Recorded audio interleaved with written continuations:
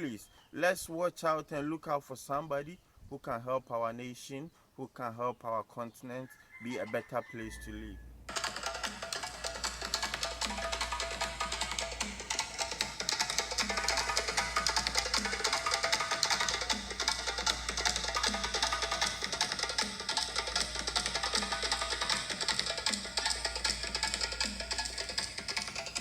To everybody out there, the family in the diaspora, in Africa, in Ghana, all over the world. We love you all. It's Ghana Unplugged, back to you again. Today, don't forget to like our videos, subscribe, share, and view as well. Today, we're just gonna kind of diverse more to that of politics.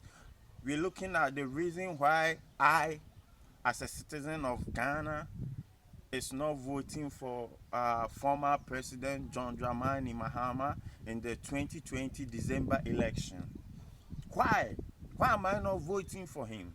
I'm not voting for him because of so many reasons, and which are, let's quickly just look into a little of, the political career of former President John Dramani Mahama. This man, started from childhood. Actually, he was born into a family of politics because his father was a politician before even John Dramani Mahama was born, because his father happened to be one of the ministers in the regimes that existed previously. So this guy was born into a political family. He grew up and also developed a love for politics. So he started by being an assembly member in his constituency in Bole Bamboy, around that area. And then later on, he moved on to become a member of parliament for the same constituency. So after he became a member of parliament for some time, this guy was elected to be a communication minister. I think, under President Mahama. Yes. And so from communication minister, President Jerry John Rawlings, that was when he was a communication minister. So from then, he moved on.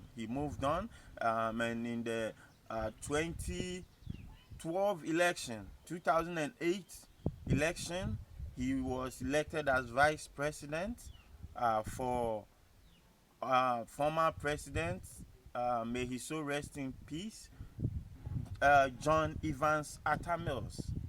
John Mahama was the vice president of John Evans Atta Mills in the 2008 elections held in Ghana, which NDC won. So when they won, automatically he became the vice president. And so along the line, 2 years in power, the sitting president then, John Evans Fifi Atta Mills, suddenly died. So after his death, it was, the normal political procedure for the vice president, John Mahama, to ascend the throne of presidency, which he became. So he became president for 1 year, and after the 1 year, elections were held, and this guy became president on 8 December 2012. He became the sitting president of Ghana. He reigned for 4 good years after he became the president. So he was vice president for almost 2 years, 3 years, and became president. So then he became a president in 2012 election after he won again. So when this president came into power, to me, he's been the worst president that Ghana as a country has ever had, because before this man came into power as a president, he promised good life for the people, better life, better conditions of life, and all of that. But eventually he ended up delivering nothing, absolutely nothing. You see, during his time as a president, 2012, 2018, 2012, 2016, and even when he was vice president, inflation before him when John Evans Atamils was in power, inflation was the lowest ever in the history of Ghana. But when John Mahama became president, inflation rose. There was a galloping inflation. It rose from 9 to over 13, 14, 15, thereabout. And it was crazy in the history of Ghana. Never. Because why? This guy was blowing the nation's money. I mean, not even on the citizens to benefit the citizens, but rather blowing it unnecessarily with, I mean, his people. This is a party, a democratic party, a party that should promote socialism, socialist ideas, the general well-being and the betterment of the people in the community, in the country. But here is the case: nursing trainers allowances that were given to nurses were terminated.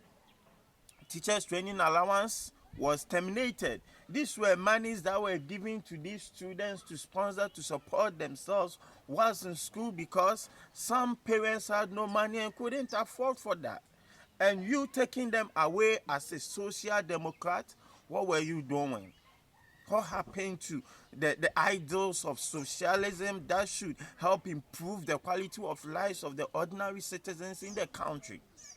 You see, I mean, talk of electricity bills were crazily high.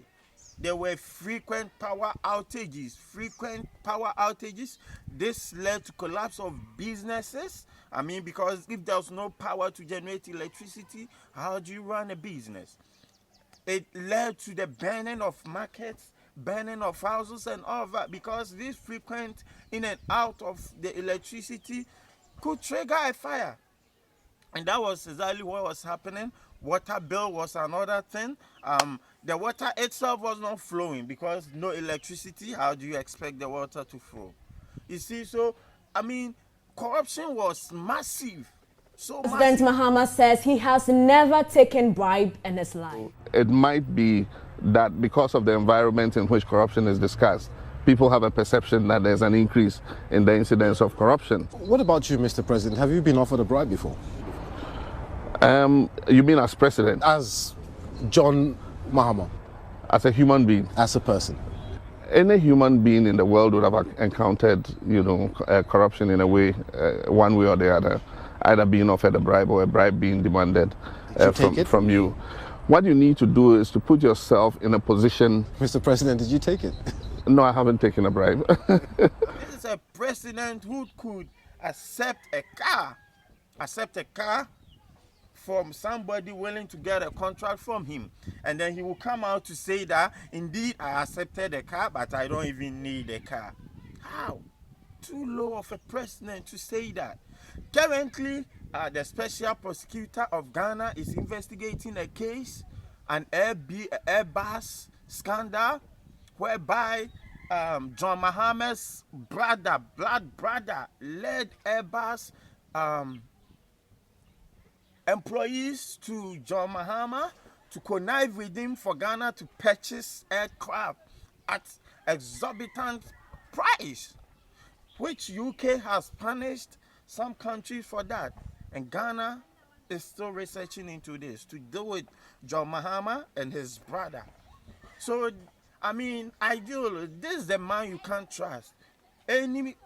Projects that they started, they will inflate the figures and they will make sure they wouldn't finish.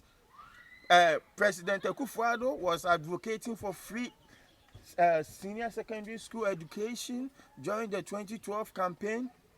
And this guy, John Dramani Mahama, former President John Dramani Mahama, said there was no way Ghana could implement continuously free education. You know what? Nana Addo came into power and he has implemented free education. His first year in office, he implemented free education. And as at now, free education is doing well in the country. By this so-called social democrat came out to say that there was no way Ghana could practice free education. Meanwhile, he was a sitting president. And somebody, Nana Addo, won 2012 and came 2016 and came and has implemented free education. So, I mean, we're gonna also look at the reason why I'm gonna vote for Nanado in a previous video. Today we're just looking at why I'm not voting for Mahama. This is an incompetent person. This is a person who, when citizens rise up to speak against the corrupt practices, the abuse of national cake, national money, national treasury for selfish gains, he will come up and say that he's a dead goat, and so he fears no knife nor cutlass, meaning he doesn't care whatever the ordinary people of Ghana are saying. All that he cares is he's a president and he does what he likes. That was crazy. So President Dramani Mahama ideally doesn't deserve to be a president of Ghana because you have been there before. What did you do? Why were you voted out? Everything I've previously said, your history proves that you are an incompetent person.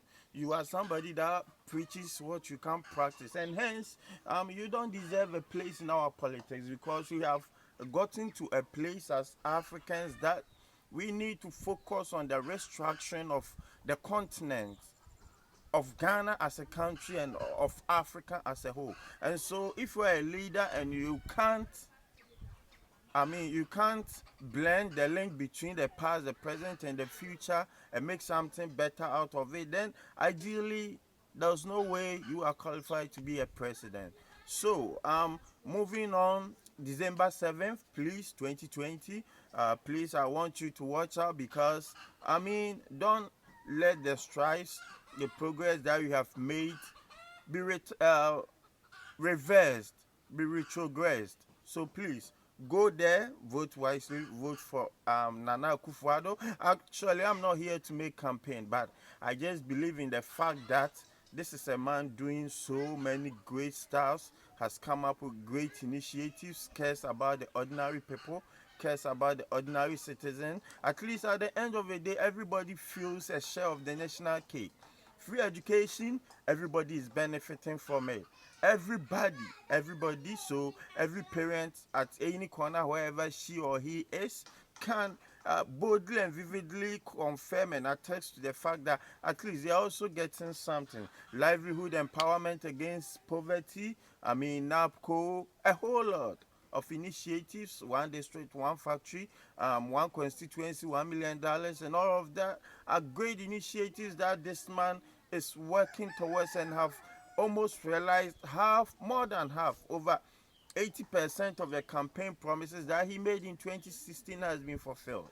So please, let's watch out and look out for somebody who can help our nation, who can help our continent be a better place to live. I love you all. It's Ghana Unplugged. Don't forget to like, share, subscribe, and view our video.